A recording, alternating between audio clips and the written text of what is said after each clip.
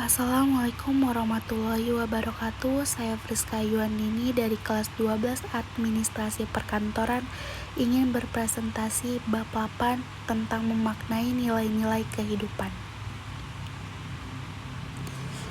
Mengidentifikasi nilai-nilai dalam buku non-fiksi dan fiksi.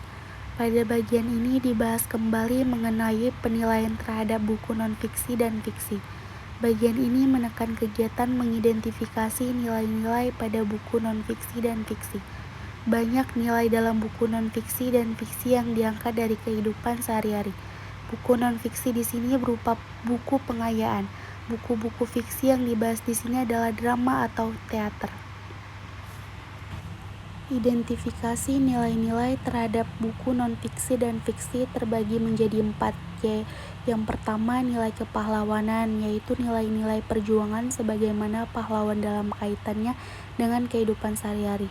Yang kedua nilai kebudayaan, yaitu nilai-nilai yang disepakati dalam masyarakat, lingkup organisasi, dan lingkup tertentu yang berdasarkan pada suatu kebiasaan dan kepercayaan. Yang ketiga nilai pendidikan, yaitu nilai keteladanan yang baik. Dan yang terakhir nilai moral, yaitu nilai yang berhubungan dengan budi pekerti baik dan buruk. Langkah-langkah mengidentifikasi nilai-nilai terbagi menjadi 4 juga. Yang pertama membaca karya asli, menyesuaikan isi resensi dengan nilai yang ada, membuat resensi, dan yang terakhir untuk memahami identifikasi nilai-nilai dalam buku non-fiksi dan fiksi. Resensi buku non-fiksi. Ada 6 di dalam resensi buku non-fiksi. Yang pertama, identitas buku, penulis, pendahuluan, sinopsis, ikhtisar, kelebihan, dan kekurangan. Resensi fiksi atau drama teater. Terdapat 3 di dalamnya. Yang pertama, data pementasan yang terbagi menjadi 7, dan ringkasan isi pementasan.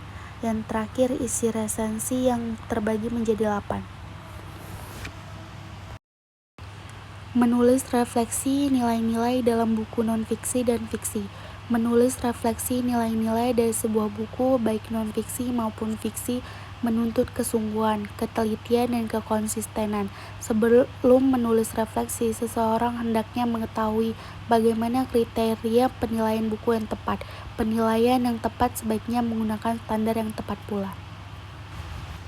Struktur teks refleksi terbagi menjadi 6. Yang pertama, identitas, pembuka resensi, jenis buku, keunggulan isi buku, kelemahan isi buku, dan nilai buku.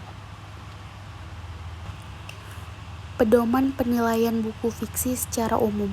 Judul resensi, menyusun data buku, isi resensi, penutup resensi buku. Langkah-langkah menulis refleksi nilai-nilai buku non-fiksi dan fiksi. Yang pertama, pilihlah buku non-fiksi atau fiksi yang hendaknya dinilai. Baca buku yang dipilih secara keseluruhan. Pahami pedoman penilaiannya. Lakukan penilaian dengan membuat catatan-catatan kecil. Uraikan hasil penilaian dengan format yang jelas. Baca kembali hasil penilaian. Paparkan secara utuh dengan tidak meninggalkan kelebihan dan keunikan buku.